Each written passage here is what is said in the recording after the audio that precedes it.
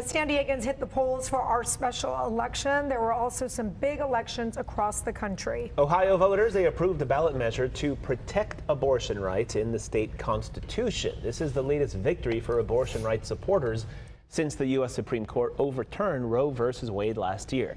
In Philadelphia, Democrat Cherelle Parker is projected to become that city's first female mayor. And the polls are closed and the early results are in for 4 special elections here in San Diego. Fox 5 political analyst Charles Chamberlain is here to break down what comes next. Here we go. Here we go. Okay, let's start with District 4. What are we seeing in that race? Well, Philly elected its first black mayor, and San Diego elected its first black woman to the county board of supervisors, which is pretty phenomenal. Monica Montgomery Stepp, it looks like she'll be the next supervisor for District 4. It'll take a while for those results to probably be codified, just simply because there was a mistake with the Board of Registrars. They sent out about 7,500 duplicate ballots. Oh. And so they've got to invalidate half of those. Or all of those. So we'll see how long that takes to get corrected. But as it stands right now, Montgomery Stepp has 61% to Amy Reichert's 39%. She already declared victory yesterday, Montgomery Stepp. So how soon before the race is decided officially? And I know the next official numbers are coming out, I think tomorrow perhaps. So when is that done?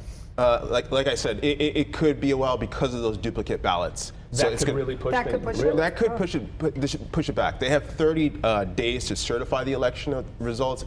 I expect it to be done way sooner than that. Sure. But for the most part, this race is over. Charles, the current board of supervisors all split politically. So how is this election going to impact us? Well, with the election of Montgomery Stepp to the Board of Supervisors, it's now a 3-2 Democrat majority. This is huge for Democrats in the area being able to push through the policies that they see fit. So Democrats now hold a pretty good advantage there. Let's go down to Chula Vista and what the numbers show, because the big city attorney race is what everybody was talking about. Yep.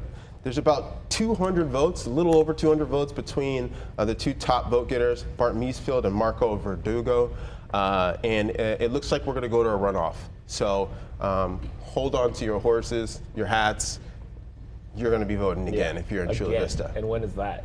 I'm not quite sure. They've got to set a date for that. I'm sure the city council there will help decide that. So a runoff again. They've had a lot of these runoff elections that cost taxpayer money every time. They've been without a city attorney for over a year now, so this is problematic. Yeah. And for the people of Chula Vista, what is at stake, depending on who they decide to take this position? You know, the city attorney doesn't get enough credit for what they do for a city. Whether it's with Chula Vista, you've got the Bayfront issue, which has a number of legal issues with it. You've got homelessness. There's always a number of legal issues there. But they take care of legal issues involving with the police, with the fire department, with various different neighborhoods. I ran into issues when I worked for the mayor here of San Diego with the city attorney, where they covered every legal issue that runs the gamut. If there's a legal issue being handled in that city, you bet your bottom dollar the city attorney is going to be taking care of it or on top of it. I was fascinated by the race up in Rainbow and Fallbrook with they're trying to separate, it looks like they will, from the San Diego County Water Authority. Yeah. To save $7 million. You've heard all the statistics and basically saying, look, if you separate, it's going to cost the 3 million other taxpayers like $2 more a month, rates going up. They said, oh yeah, we don't care. Yeah. 95%, 94% they pass this thing, but does it end there, or is there more to this than that? I don't think there's any more to it. I think this was a really unique situation because they were so close to Riverside. They've got the infrastructure that can, help provide water from a new area. I don't see this happening in another district per se. Sure. But obviously there are a lot of farmers, a lot of avocado growers that are in that area who have farmlands who need a serious amount of water, and they're taking losses to their businesses, to their families, to being able to provide. So that's why those numbers reflected that need there. They 90 really must something percent. They really must have wanted out, because we just talked about how there's going to be like a $25 million penalty. There might be lawsuits down the pike as well as a result of this. Yep. Yep. I think it's like, hey, do you want to pay for it up front, some of that up front, and Yeesh. eventually, they're going to save $7 million every year, or $8 million every year. So this is what they wanted, and they got it. You said that you don't think that other counties will follow this. Why not? I don't think any other water. It costs a lot of money to build water infrastructure, hundreds of millions of dollars, and they're just in a really unique position because they're so far up north in North County where they can pull water from Riverside. If you're in Chula Vista, you don't have that option. Exactly. I was going to say you're Riverside. Let's move to the national picture now. The GOP debate, this is, I believe, the third debate as they whittle down the candidates as they stand. Donald Trump still has an enormous lead. You're laughing.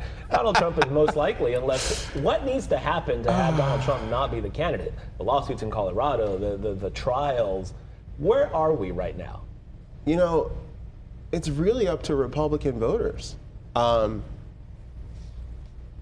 Nationally, I think the picture changes. There was a New York Times poll that came out, and in that poll, they said that if he is convicted, he'll lose 6 points.